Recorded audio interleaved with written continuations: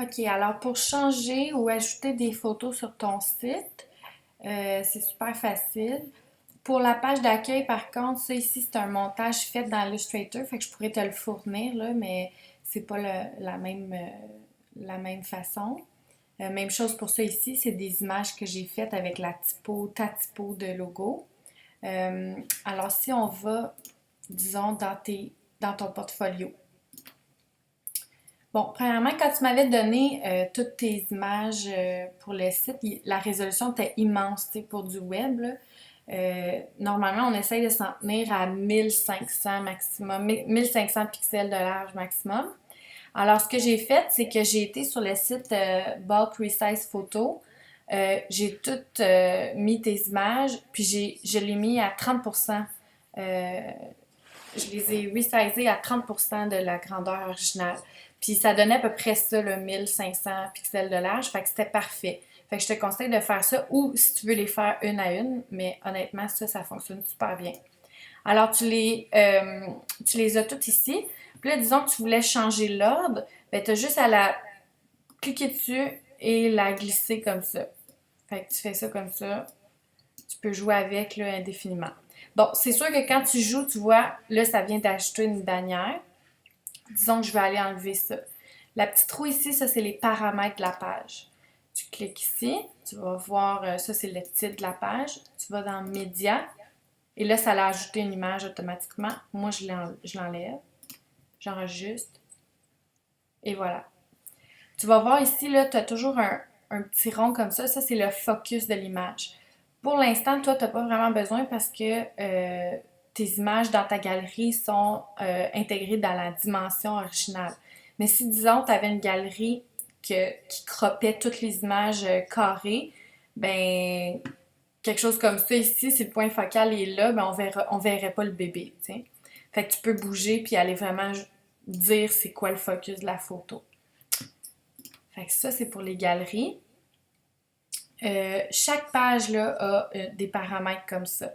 Alors, si disons, je vais dans les tarifs, lifestyle, la photo ici, c'est vraiment une bannière. Fait que tu retournes dans la petite roue ici de paramètres, dans médias, puis c'est ici. Tu vois, même chose ici, je me suis assurée que le focus était vraiment sur les visages. Parce que sur une version mobile, disons, si le focus était là, ben on verrait juste les photos pinées sur le mur. Fait que ça, je fais ça ici. Fait que si, disons, tu veux la remplacer, tu la jettes, t'en mets une nouvelle, tu vérifies ton focus, c'est tout. Comme ça ici.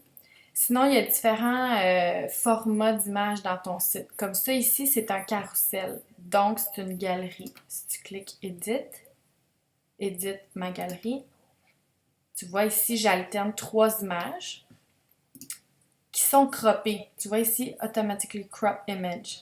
Ça veut dire qu'il faut que je m'assure que le point là, soit au bon endroit. Puis tu peux jouer là, dans les différentes